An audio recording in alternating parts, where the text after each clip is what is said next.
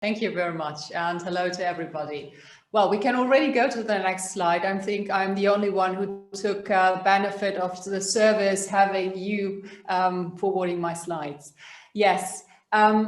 Thank you very much to the presenters, to the speakers, and to people throwing questions into this discussion. I think that was really fascinating, interesting, and very enlightening for all of us. And let me try to sum up. I think the main challenge will be to put that all into 5 minutes.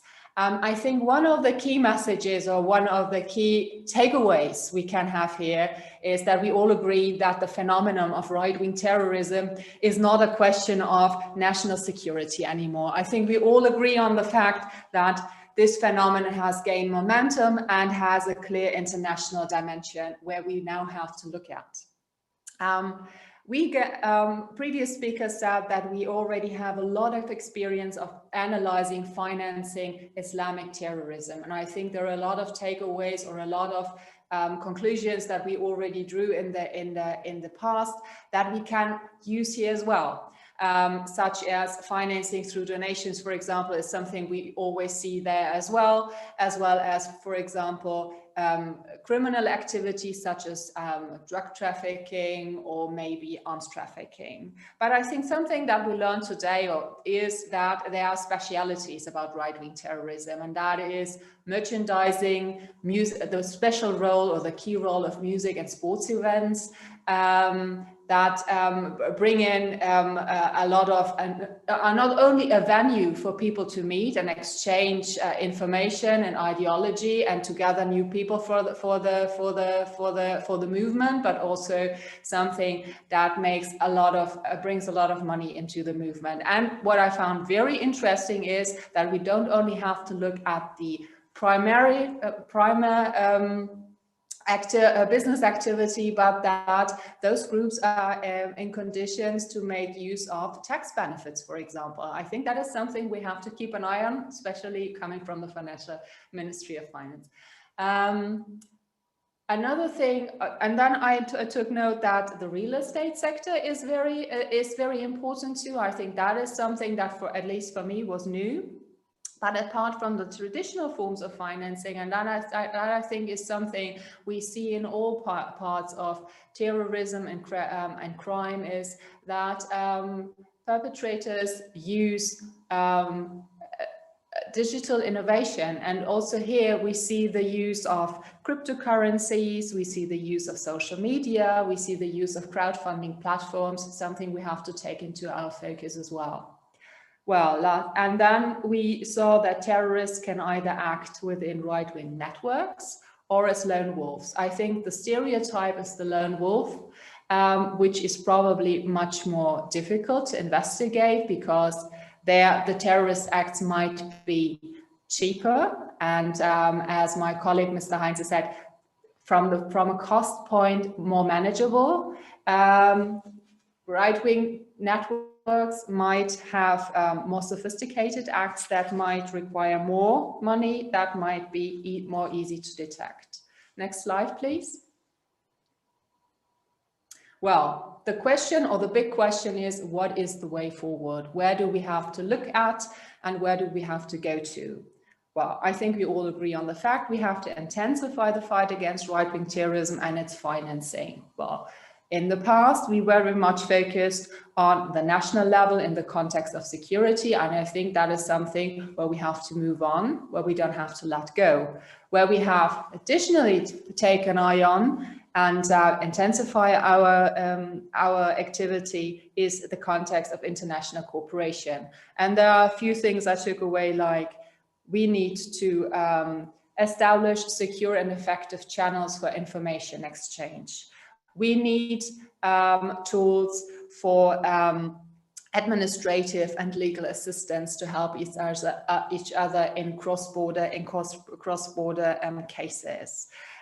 We might make use of sanctioning tools. That is something the UN might look at. We should we should make use of asset freezing. And last but not least, to put our law enforcement agencies into good conditions, we need training, and training a lot of times has a lot to do with technical assistance. You mentioned the FSRBs and how far we integrate them. That would be something, a very typical issue, to work with FSRBs in the context of training and awareness raising and knowledge transaction. I think another point that has not been mentioned so much is I think it is very, very important to raise awareness amongst the public. I always have the impression that the public does not see right-wing crime as an act of terrorism, not as much as Islamic terrorism, for example. So the connected support, financial support, and the way of financing terrorism is probably not as much considered financing of terrorism. So I think that is something where we need to raise awareness, and where we need to change a culture. And another very important step is we need to draw attention to AML CFT experts to the financing of right-wing terrorism, because I think during a lot of years, this phenomenon was mainly analyzed through political aspects. What does this do to society? What does it do to a government? What does it do to a state? And not so much what is the financing side of it. And somebody said that he thought that it has little impact to look at to cut off the financial flows to terrorism. But what we saw in the part of Islamic terrorism, that is a very, very powerful tool if you cut off the live stream actually for those groups. Well, we need to identify common structural characteristics as well as patterns of right-wing terrorism and its financing. And we need to analyze new technology. Something what we are doing which is another priority of the German presidency at the FATF, to both analyze the risks and threats and the potential benefits of new technologies. And I think looking more into what digitalization means for terrorism and right-wing terrorism is something we want to, where we want to have a deeper analysis. Next slide, please.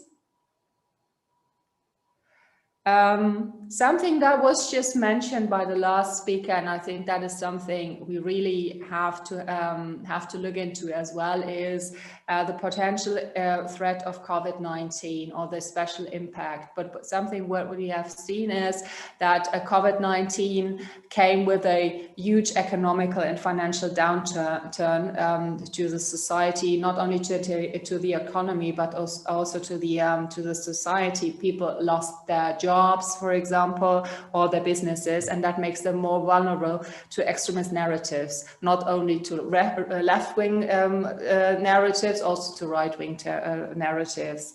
And lockdown, people being locked in, they mainly connect to the outer world, to the internet. So there is another potential exposure of risk to being more influenced by potential radicalization. Well, what are the two main goals we are trying to achieve? One is gaining a systematic understanding of right-wing terrorism and its financing. I think there is still a lot of, we have heard a lot today, but I think there is still a lot of dark field we need to discover.